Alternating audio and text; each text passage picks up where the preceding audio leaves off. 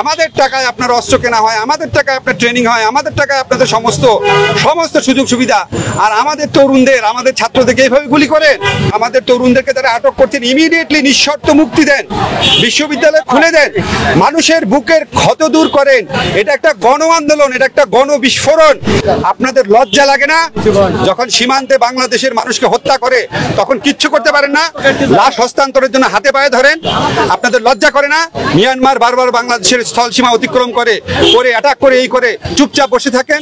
সব বীরত্ব, সব সাহসিকতা, সব অস্ত্র বাংলাদেশের তরুণদের উপর।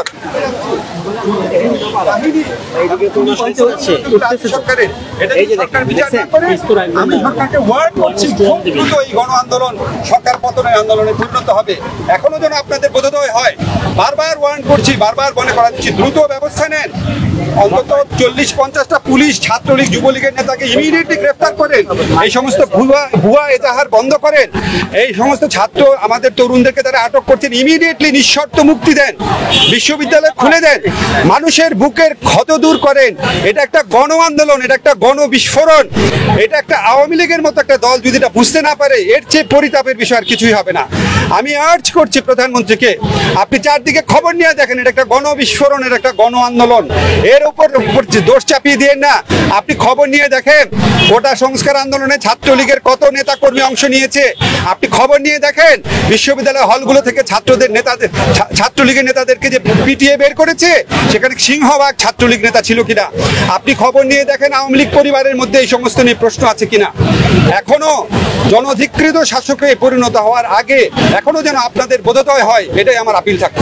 এই আন্দোলনের সময় যেভাবে সাজওয়াজান, হেলিকপ্টার, সীমান্তরক্ষী বাহিনী, সেনাবাহিনী ব্যবহার করা হয়েছে, আমি তাদের উদ্দেশ্যে বলি, আপনাদের লজ্জা লাগে না? যখন সীমান্তে বাংলাদেশের মানুষকে হত্যা করে তখন কিচ্ছু করতে পারেন না, লাশ হস্তান্তরের জন্য হাতে পায়ে ধরেন। আপনাদের লজ্জা করে না? মিয়ানমার বারবার বাংলাদেশের স্থল সীমা অতিক্রম করে অ্যাটাক করে এই করে চুপচাপ বসে থাকেন। সব বীরত্ব, সব সাহসিকতা, সব অস্ত্র বাংলাদেশের তরুণদের উপর। আপনাদের লজ্জা হওয়া উচিত। এই সমস্ত বাহিনীর যারা প্রধান আছেন, আপনাদের লজ্জা হওয়া উচিত। এবং আপনাদের মনে রাখা উচিত, কোনো অবৈধ আদেশ মানতে, চরম মানবাধিকার বিরোধী কোনো অবৈধ আদেশ মানতে আপনারা বাধ্য না। আপনারা আজকে যে কাজ করেছেন, কেউ বেশি করেছেন, কেউ কম করেছেন। আপনাদের পরিবারে আপনাদের সন্তানদেরকে জিজ্ঞেস করে দেখেন আপনারা ঠিক কাজটা করেছেন কিনা। নিজের বিবেকের কাছে জিজ্ঞেস করে দেখেন। আমাদের টাকায় আপনার অস্ত্র কেনা হয়, আমাদের টাকায় আপনার ট্রেনিং হয়, আমাদের টাকায় আপনাদের সমস্ত সুযোগ সুবিধা, আর আমাদের তরুণদের, আমাদের ছাত্রদেরকে এইভাবে গুলি করেন। আমি বিশ্বাস করতে পারি না। আমি কার্নিশে যেভাবে ছেলেটাকে গুলি করা দেখি,